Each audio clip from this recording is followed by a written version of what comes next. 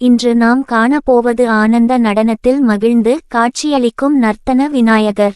உலகில் ஏராளமான விநாயகர் வடிவங்கள் காணப்படுகின்றன. அதில் மிகவும் தனித்துவமானது கையில் மோதகம் பிடித்து நடனமாடும் நர்த்தன விநாயகர். இந்த வடிவம் சாஸ்திரங்களில் அனந்த ஆனந்தம் தரும் தெய்வமாக குறிப்பிடப்பட்டுள்ளது. விநாயகர் 32 வகை வடிவங்களில் காணப்படுகிறார். அதில் நர்த்தன விநாயகர் சிறப்பு வாய்ந்தவர். கையில் மோதகம், மற்றொரு கையில் வில்வம், உடல் முழுவதும் நடன நிலை. அழகிய தாமரை மேல் அல்லது கல் மேடையில் நடனம் ஆடுவது போல சிற்பம். நர்த்தன விநாயகரின் சிற்பங்கள் சோழர், பாண்டியர், பல்லவர் காலத்து கோவில்களில் அதிகம் காணப்படுகின்றன.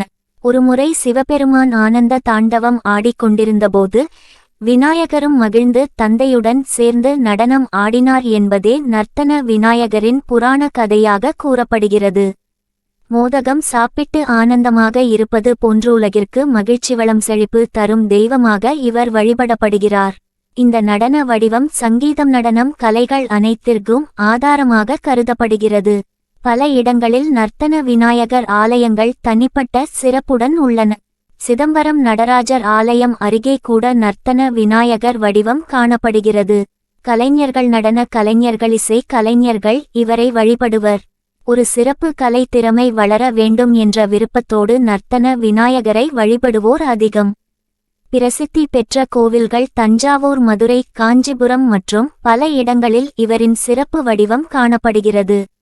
நர்த்தன விநாயகரை வழிபட்டால் கலை திறமை மேம்படும், மனதில் உள்ள சோகம் அகலும், மகிழ்ச்சி ஆனந்தம் பெருகும், குடும்பத்தில் நல்லிணக்கம் வரும். நர்த்தன விநாயகருக்கு சிறப்பு பூஜை வில்வ இலை, மோதகம், தும்பை மலர். நர்த்தன விநாயகர் எப்போதும் மகிழ்ச்சியையும் செழிப்பையும் அருளும் தெய்வம்.